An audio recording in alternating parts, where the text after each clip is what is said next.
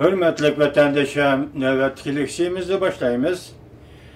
Şanganda yolu södügerlerge karşına mayiş kılganda tokonuş yüz verip bir neçe adam yarlandı. Yüz gözü kanıga boyaldı. Mavzulu haber 2.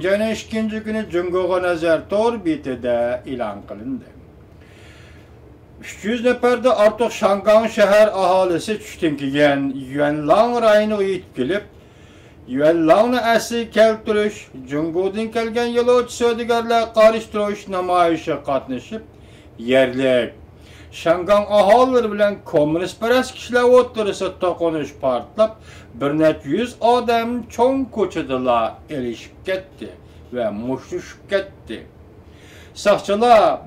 Saqchilar muz suyuqliqi chechib vaziyatni kontrol qilgan bo'lsa-mu, lekin ko'plagan kishilar yaralandi. Yüz gözleri kanga boyaldı. Şangan saqchilari 23 nefer kişi, 33 nefer kişini qo'lga aldı. Qiziqqan fuqarolar va yerlik demokratlar front qatorliq tashkilotlar tashkillagan Yuanlangni asli keltirish namoyish texi qo'zg'almay turibla namoyishni bekor qilishga qarshi turadigan Yuanlang rayonlik 10 necha nafar kishi til qo'yib atrofdagilarni tillashga boshladi. Saqchilar kishilarning somkillarini aqtirishga boshladi. Saat 3 bo'lganda namoyish saqchilarning yo'l bo'shtib berishi bilan boshlandi. Namoyishchilar bir viza qo'yib berib ko'p ish qilib olishni bekor qilayli. Kompartiya yo'qolsin deb shior tovladi. Namoyishchilar doğru dükkanları joylashgan ko'chaga yetib kelganda namoyish qilish qarshi turg'uvchilar bilan qo'pol tillashdi. Zo'r bir turkum namoyishchilar yo'lning o'rtasiga bosib chiqib, yo'lni egallab, yo'l to'sdi. Saqchilar qo'g'lib o'tay desimi hech qanday amal qila olmadi.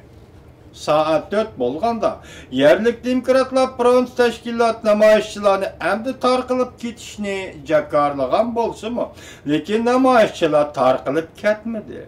Kimdir birisi namoyishchilar qo'liga chiqqan toshni otdi. Kimdir birisi mush otdi. Saqchilarga suv botolkasini otdi. Saqchilar bilan elishib yer ustida pomodaqlashib ketdi. Ko'pchilik har ikki taraf xudini yo'qotgan edi. Bir-birini ittirishatdi, mushishatti, bir-birini tepishatdi.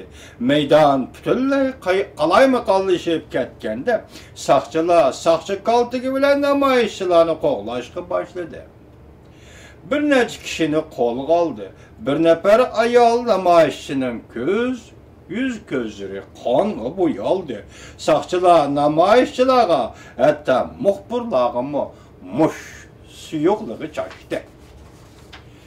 Xitoyparastlar Şanganni suyish sadosi tashkilotining odamlari beshig'i ko'k lenta bog'lab maydonga yetib keldi. Ular odam avatib namoyishchilarni haqorat qilgandan boshqa ayol namoyishchilar hurmatsizlik qilib, ig'vogarchilik qildi va hujum qildi. Kech bo'lganda zo'r ko'lamda qarshilik ko'rsatuvchi namoyishchilar Yuanlang rayonida qilib qatnash yo'llarini va qatnash tugullarini turib oldi. Harakatchan egallash shaklida saqchilar bilan qarshilashdi. Orqadan yordamga saqchilar yetib kelib, maydondagi saqchilar bilan birlashib, namoyishchilarni yo'l chetidagi yo'lga chiqib ketishga zo'rladi. Ko'plagan kishilarni qo'lga oldi. Namoyishchilar Yuanlang rayonining yo'llarini parollichalik tushirib qo'ydi. Savdo do'konlari, hatto mangdigan yo'l, mangdigan yo'llarni va tallarni taqab qoldi. Namoyishchilar bilan saqchilar to'qinish 6 soat davomlashdi. Saqchi taraf TMV tarmoq saqchi idorasi butkul namoyish jarayonida 31 nafar er kishi, 2 nafar ayol kishining qo'lga ilinganligini jakarladi. Bildirib o'tdi. Qo'lga ilinganlarning kichigi 13 yosh, cho'ngi 74 yoshlik namoyishchilar edi. 5 nafar saqchi yaralandi. Bu namoyish Şangan, Shanshui Dunmin, Şatiyen qatarlıq rayonlarda namoyish portlagandan keyin 4-chi qatim Yuanlangda portlagan namoyish bo'lib hisoblandi.